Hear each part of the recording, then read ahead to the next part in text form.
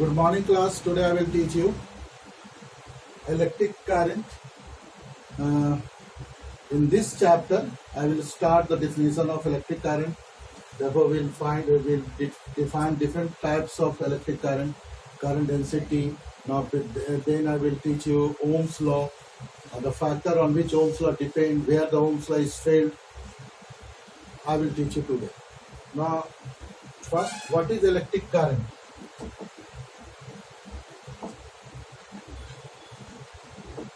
Time rate of flow of charge is called electric current. I is equal to dq by dt,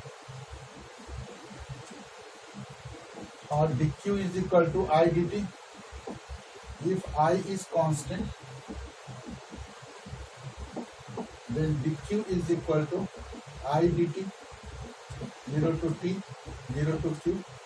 Q is equal to it, or I is equal to q by t, and q is equal to n by t. If I is variable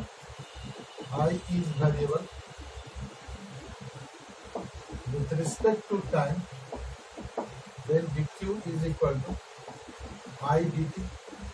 For example, I is equal to 4t square plus 5, 0 to 2 seconds. Then q is equal to I 4t square plus 5 dt, 0 to 2 seconds. The q is equal to 4tq by 3 plus 5t, 0 to 3. This is equal to 8 for the 32 by 3 plus 10 minus 0, 0, 0. 30, 62 by 3, 20.66 Coulomb charge. In this way, if current is variable, we have to integrate. If current is constant, then current is taken out from the integration and we will find the value of charge or anything, current, जो भी unknown होगा उसको हम निकाल सकते हैं. लीजिए screenshot ले लीजिए. Now there are 4 type of current.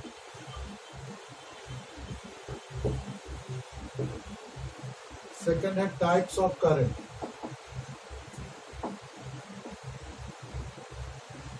There are 4 types of current. First, direct current. The current which does not change its magnitude and direction with time. Time के साथ उसका मैग्नीट्यूड और डायरेक्शन चेंज नहीं होता है. ऐसे को कहा जाता है डायरेक्ट करंट. इसका ग्राफ कुछ इस तरह से होगा. इधर आई दे देंगे, इधर टी दे देंगे. टाइम के साथ कांस्टेंट हो जाएगा. इसका सोर्स क्या होता है? इसका सोर्स होता है battery,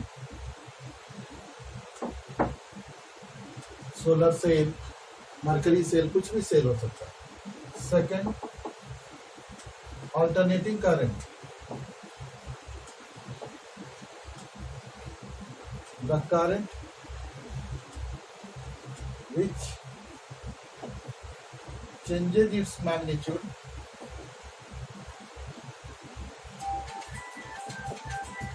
and reverses its direction periodically.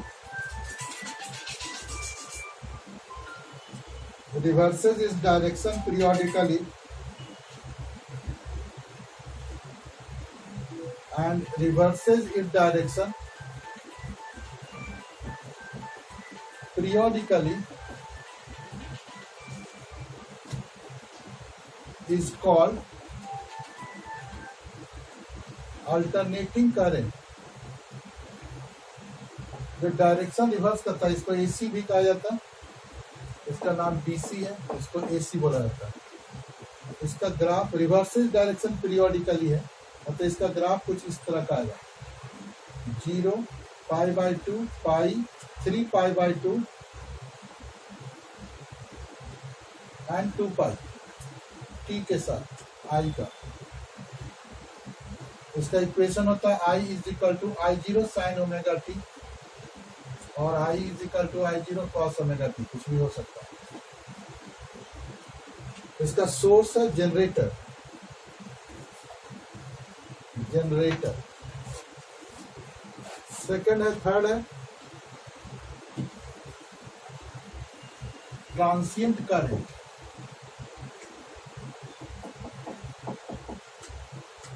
Transient current, the current it changes its magnitude and direction, its magnitude and direction with time। दो तरह का हो सकता है, एक होता है सीआर सर्किट के लिए आता है और दूसरा होता है LR circuit. CR capacitor resistor, LR inductor resistor circuit.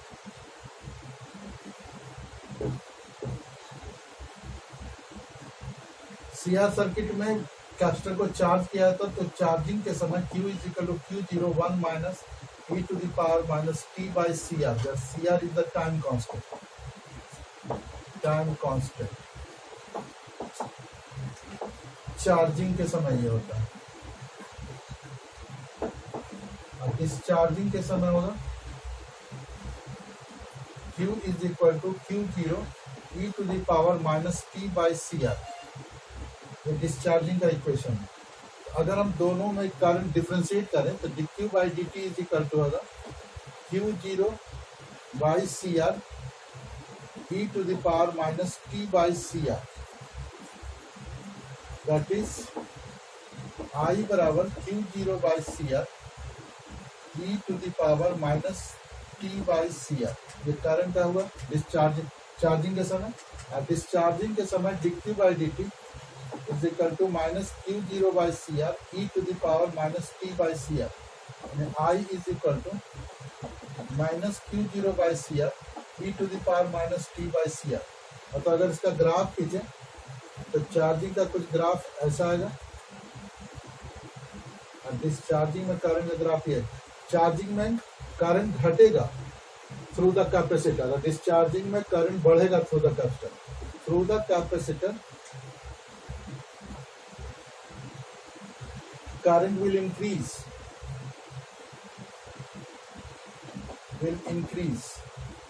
इस समय कैपेसिटर t बराबर 0 पर क्या होगा, करंट मैक्सिमम फ्लो होगा। Capacitor is a good conductor.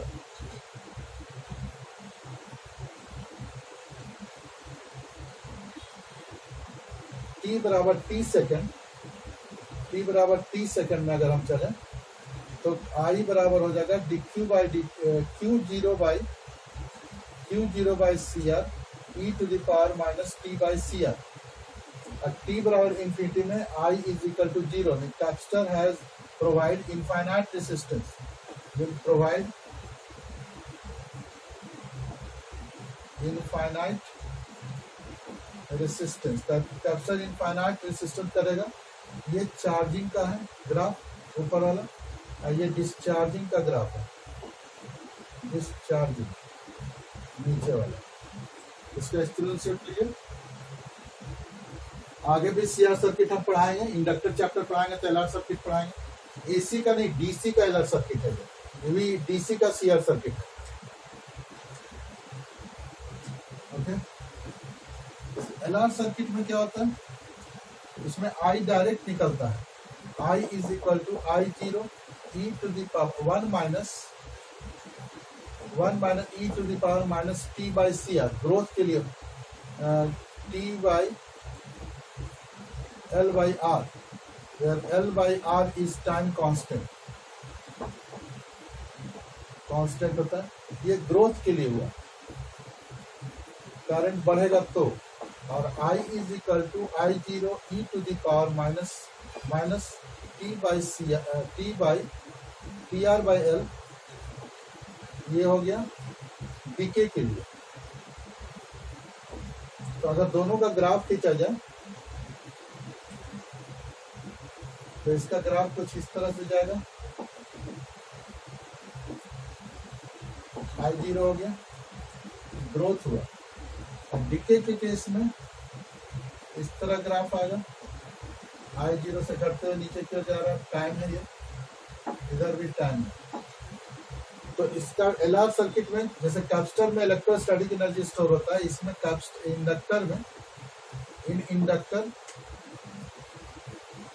Magnetic energy is store, energy is store, पहला पॉइंट। टी बराबर 0, अगर टी 0 रखेंगे तो inductor will provide infinite resistance, will provide infinite resistance, मतलब I बराबर 0 हो जाएगा, 0 से चला।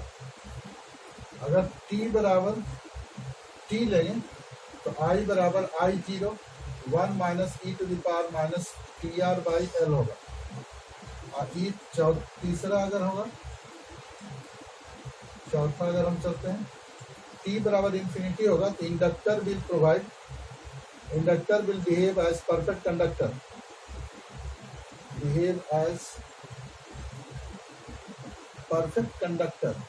इसको भी आगे हम इसको डिस्कस करेंगे, अभी इतना इंफॉर्मेशन दिए कि आप डिके और ग्रोथ में इस तरह से ट्रांसिएंट करंट बिहेव करता है। इसका स्क्रीनशॉट लीजिए। चौथा है displacement current.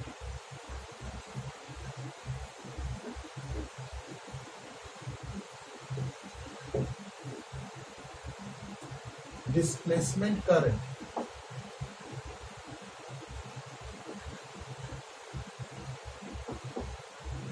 ID, when variable current is allowed to flow through the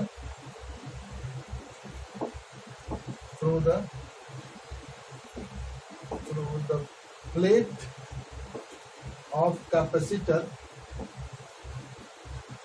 अगर वेरिएबल करंट फ्लो कर अलाउ करेंगे कैपेसिटर से पास करने के लिए, जैसे मानते हैं कैपेसिटर है, इससे एक बैटरी द्वारा टैपिंग की अगर हम अलाउ करके डीसी करंट फ्लो करते हैं वेरिएबल, तो इसके प्लेट के बीच में एक करंट डेवलप होता है। सबसे पहले बताया था Maxwell, plate the capacitor, a current will flow between the plate, will flow between the plates, plates के बीच में। This current is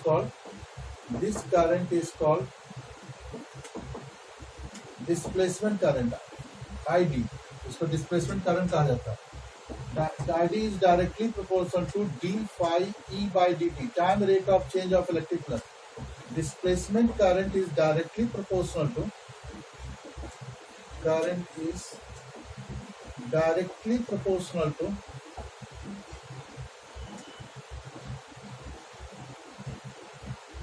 time rate of change of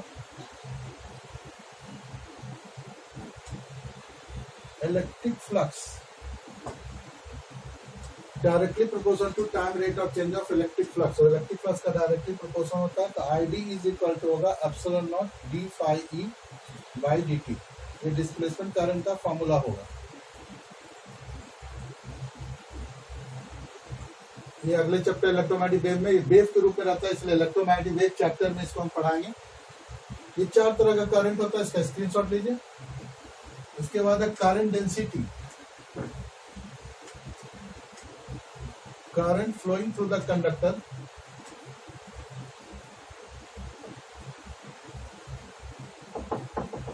current flowing through the conductor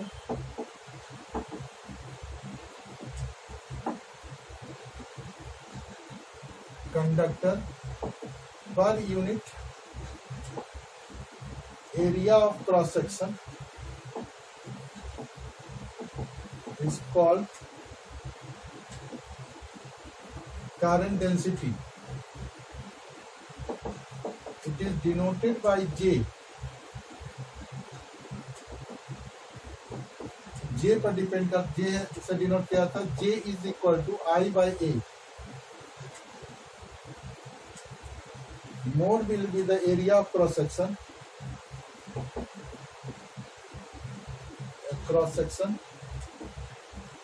less will be the current density, and vice versa. उसके ठीक विपरीत, J is equal to I by A. It is vector quantity. It is vector quantity. While current is a scalar quantity. ये vector quantity है जबकि current scalar quantity है. It is added algebraically according to the law of vector expression, while it is added according to the law of algebra. Fourth, its direction will be the direction of current. Its direction will be the direction of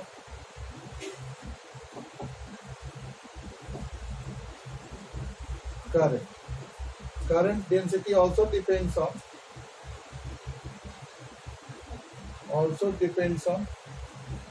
conductivity of the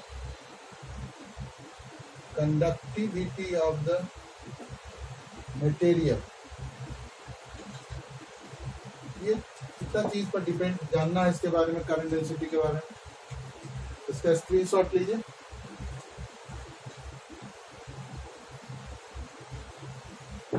Ohm's law.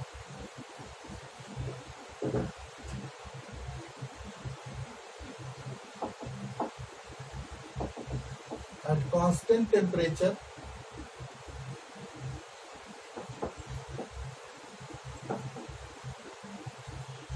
and mechanical stress, potential difference between the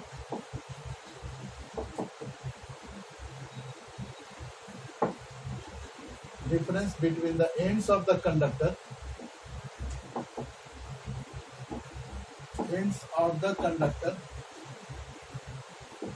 is directly proportional to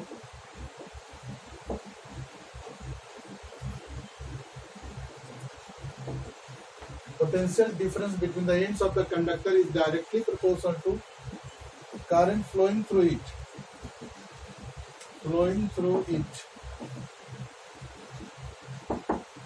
V is directly proportional to I. V is equal to Ri, where R is constant.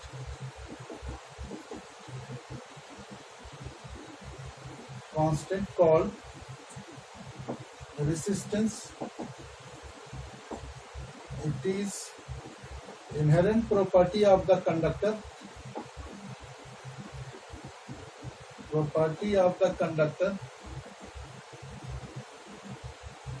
Which has tendency to oppose the flow of current.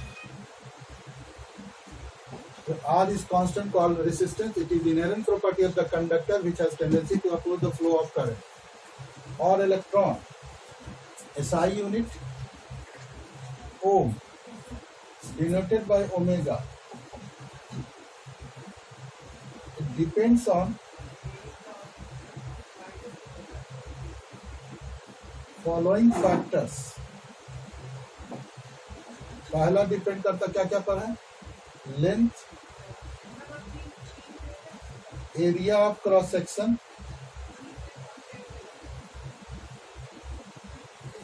दूसरा temperature, nature of the conductor. चार चीज पर depend करता है resistance. एक एक करके explain करते हैं. लेंथ पहले, length and area first and second. इसका स्क्रीनशॉट ले लिया होगा.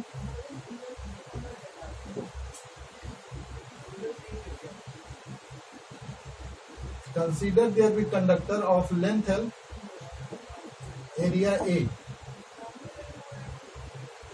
The resistance of the conductor is directly proportional to length of the conductor is directly proportional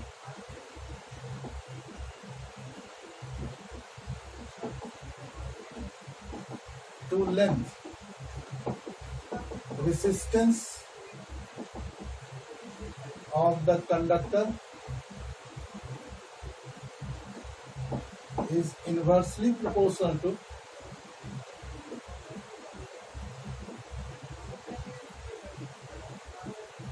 area of cross section. Resistance of conductor is directly proportional to length और resistance of inversely proportional to area of cross section. ये दो चीज पर पहला दो discuss करते हैं. तो R इसका रेसिस्टेंस जो होगा डायरेक्टली प्रोपोर्शनल टू L होगा और दूसरा R is inversely proportional to A होगा सेकंड. तो फ्रॉम फर्स्ट एंड सेकंड से अगर हम चलते हैं R is directly proportional to L by A. R is equal to rho L by A, where rho is constant called resistivity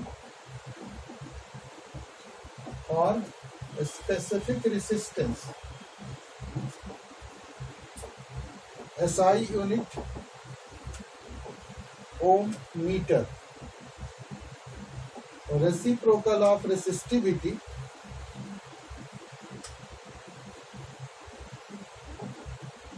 is called conductivity. इसको conductivity कहा जाता है. It is denoted by sigma.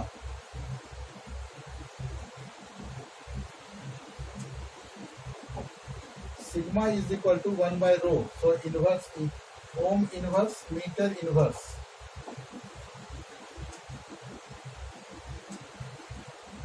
इसका screenshot लीजिए.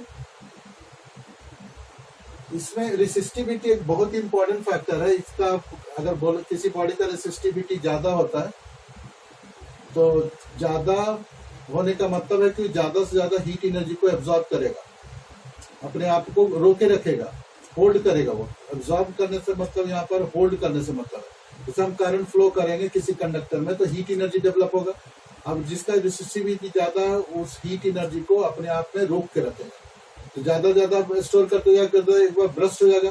तो burst होगा तो या तो हीट एनर्जी के रूप में निकलेगा या लाइट एनर्जी के रूप में निकलता है. यही कारण है कि बल्ब में फिलामेंट जो यूज होता है टंगस्टन का, उसका रेसिस्टिविटी हाई होता है. अब हाई होने से कभी कभी मेल्ट हो जा सकता है, लेकिन उसका हाई मेल्टिंग पॉइंट होता है, इसलिए सिर्फ लाइट निकल के रह जाता है. हीटर में क्या होता है, उसमें भी रेसिस्टिविटी काफी हाई होता है. नाइक्रोम एलॉय का बना रहता है, रेसिस्टिविटी काफी हाई होता है. इससे जब वो उसका करंट फ्लो कराता है तो हीट को होल्ड रखता है, फिर धीरे धीरे वो लाल हो जाता है, यानी हीट निकलने लग जाता है.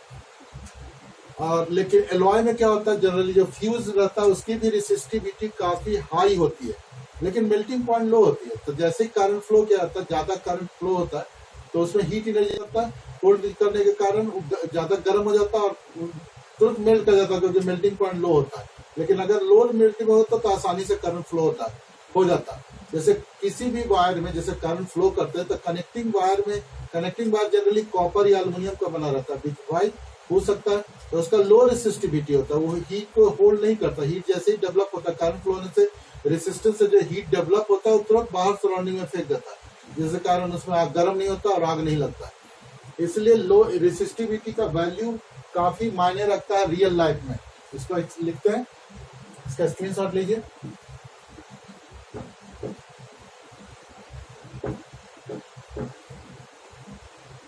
The value of resistivity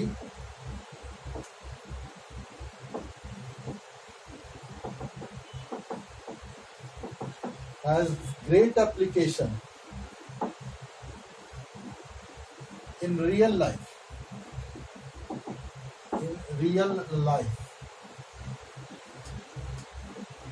इसकी क्या है, more the value, more has tendency to hold the heat energy.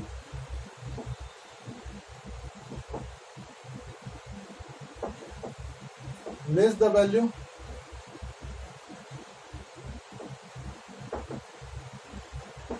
it cannot hold the heat energy in the wire. Wire में हीट एनर्जी को होल्ड नहीं करता है. The value of resistivity has great application in real life. Real life में काफी application इसी का.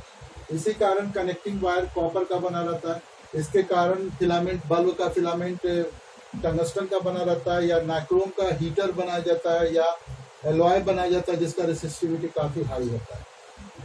Okay, the resistivity depends on following factor, ये और भी चीज पर डिपेंड करता है। फर्स्ट क्या है, nature of the conductor of the conductor substance. दूसरा क्या है, number of free electrons per unit volume. तीसरा, average relaxation time.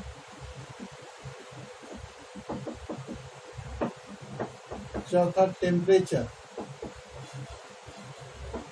Important point, does not depend on shape and size of the substance.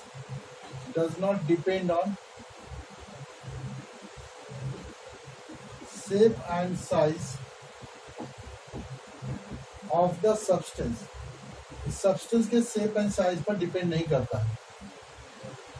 ये length wise हुआ, length and area cross section में ये factor है। अब इसमें अगर कोई वायर है और उसका स्ट्रेच करके, स्ट्रेच वर्ड है, स्ट्रेच करके अगर इसको लंबा कर दिया गया, लेंथ n टाइम्स बढ़ा दिया गया, n लेंथ l था, तो इसका resistance R2 is equal to होगा n स्क्वायर R1, और इंक्रीज किया गया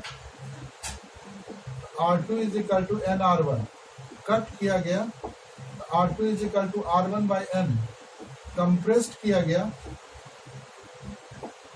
R2 is equal to R1 by n square. ये सब चीज ये क्वेश्चन 1 नंबर में पूछ सकता है, इसका स्क्रीनशॉट लीजिए जल्दी। तीसरा उसका फैक्टर है temperature.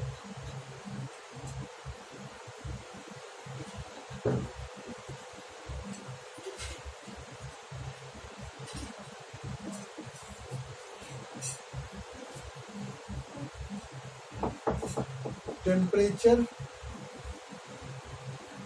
also affects the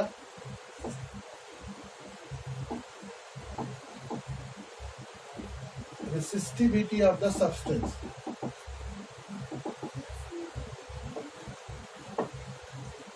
Also affect the resistance of the substance. In the case of conductor,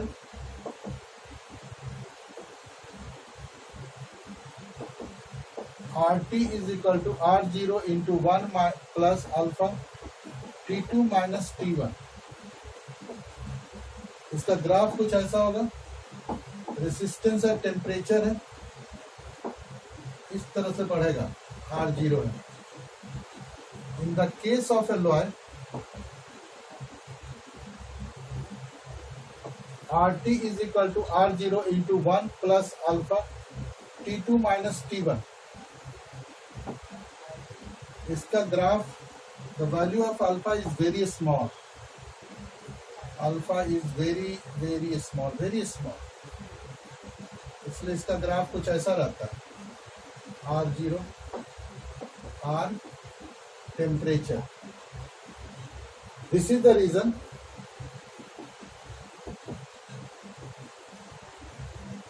alloys are used as standard resistor. कोई क्वेश्चन पूछ सकता है एग्जाम में, खास करके पूछता है कि जितने भी electrical devices, potentiometer, metre, bridge और भी जितने भी है, रेसिस्टेंस बॉक्स जो भी है, जनरली उसका जो की होता है या इसमें वायर जो होता है यूज पोटेंशियोमीटर में या मीटर ब्रीज में, वो एलॉय का क्यों बना रहता है? क्योंकि जब एक्सपेरिमेंट रेगुलर हम करते रहेंगे तो हीट डेवलप हो सकता है, टेम्परेचर राइज कर सकता है। उस राइज करने से एलॉय का रेसिस्टेंस बढ़ता नहीं है, बल्कि जब कंडक्टर रहेंगे तो रैपिडली बढ़ेगा, जिसके कारण उसका एक्सपेरिमेंट के रीडिंग में काफी प्रॉब्लम आ जाएगा, गलत रीडिंग आने लगेगा, रेसिस्टेंस बढ़ जाएगा तो वेरी कर जाएगा करंट, और कांस्टेंट करंट फ्लो करना चाहिए पोटेंशियोमीटर और मीटर ब्रिज में, इसलिए जनरली एलॉय का बना रहता है। ये एग्जाम में ज्यादातर पूछता है क्वेश्चन, कंसेप्चुअल क्वेश्चन है कि why electrical devices like potentiometer and metre bridge wire is made of alloy. तो बिकॉज बोलेंगे it is used as standard resistor because the value of alpha is very small, So as the temperature increases, resistivity of that substance alloy will remain constant. तो इसका screenshot लीजिए. तीसरा है semiconductor.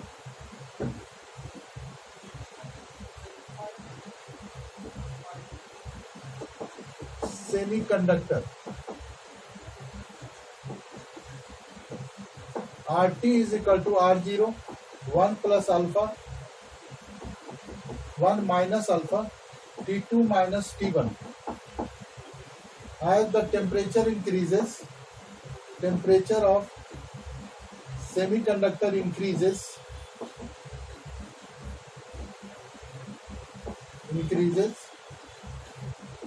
its resistance decreases,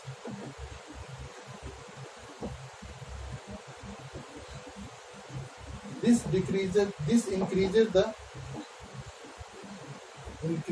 its conductivity, इसलिए उसका conductivity बढ़ जाता है. तो इसका ग्राफ इस तरह से होगा, रेसिस्टेंस का टेम्परेचर के साथ घटेगा. तीन तरह का टेम्परेचर का फैक्टर हो गया.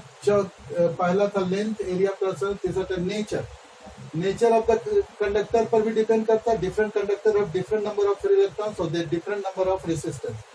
Different conductor nature. चौथा पॉइंट था nature of conductor.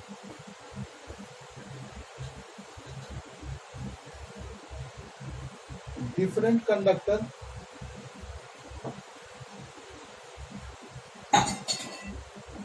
has different resistance because they have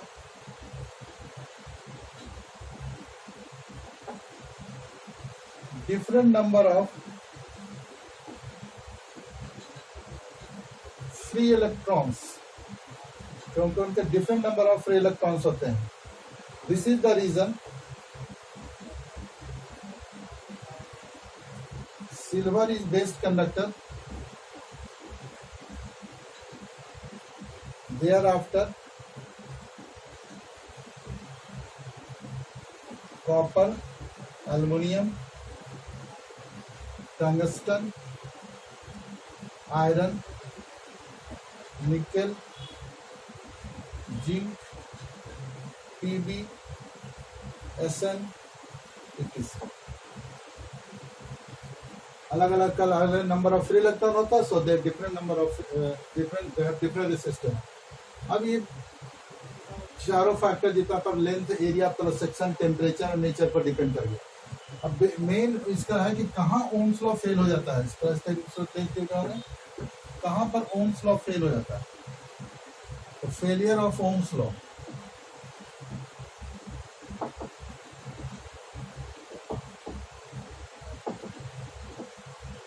Case failure of Ohm's law, the substance which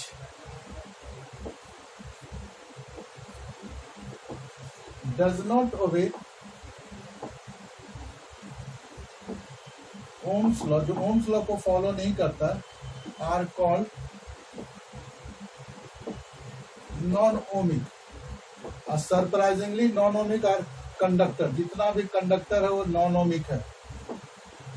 Semiconductor, these are non-ohmic. The substance which obeys Ohm's law is called ohmic, and all the alloys are ohmic. Alloys are ohmic. So these are the conditions where Ohm's law is failed. These are the conditions where Ohm's law is failed. Ohm's law को fail होने के, Ohm's का law का मतलब क्या है? V is directly proportional to I.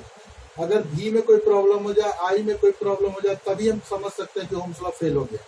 तो generally जितना भी कंडक्टर एट हाई कंडक्टर है वो ओम्स लॉ को फॉलो करता है लो टेम्परेचर पर. लेकिन जैसे टेम्परेचर बढ़ता है तो उसका रेसिस्टेंस रैपिडली बढ़ जाता है. Then V is not directly proportional to I. In that case Ohm's law is fail. इसका स्क्रीनशॉट लीजिए. In the case of conductor,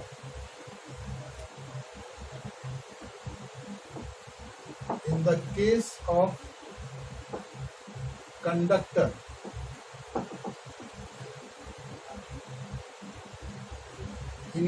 at low temperature, conductor obeys Ohm's law. Ohm's law because V is directly proportional to I. But when temperature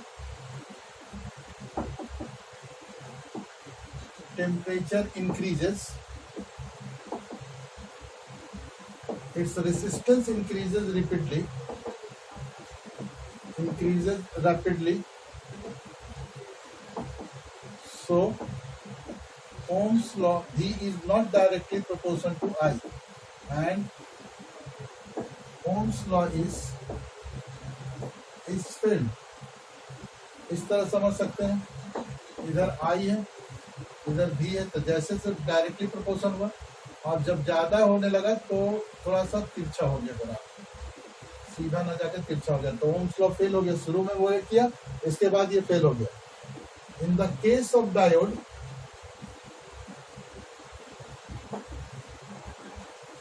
ohms law is fail. Ohm's law fail हो जाता है diode के case में। Ohm's law fail हो जाता है कैसे? We get different value of current for same positive and negative value of potential. इसलिए कह सकते हैं कि ओम्स लॉ सेम करंट नहीं मिलता हमको पॉजिटिव और निगेटिव के लिए। डायोड का ग्राफ कुछ ऐसा होता है, मानते अगर यहाँ पर भी ले लेते हैं, उतना ही भी यहाँ पर लेते हैं, माइनस भी उतना ही लेते हैं, प्लस भी,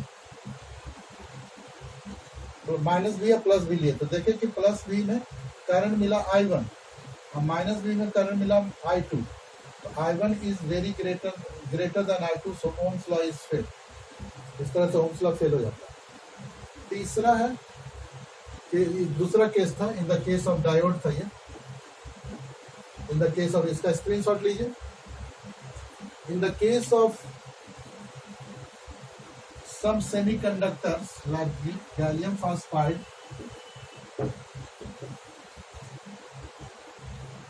in the case of semiconductor,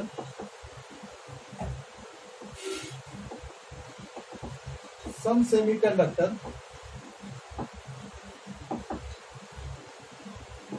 like gallium phosphide and gallium arsenide, some semiconductor like gallium has negative resistance, so इसका negative resistance होता है gallium phosphide। so for one value of current, we get two potential,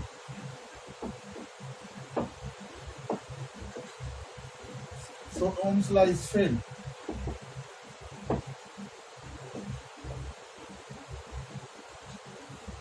Gallium phosphide, GaP, gallium phosphide, GaAs, gallium arsenide। अगर इसका graph कुछ ऐसा आता है, इधर है V, इधर है करंट I, तो एक ही करंट के लिए हमको V1 भी मिलता है और V2, I सेम रहने पर, तो ओम्स लॉ फेल हो जाता है।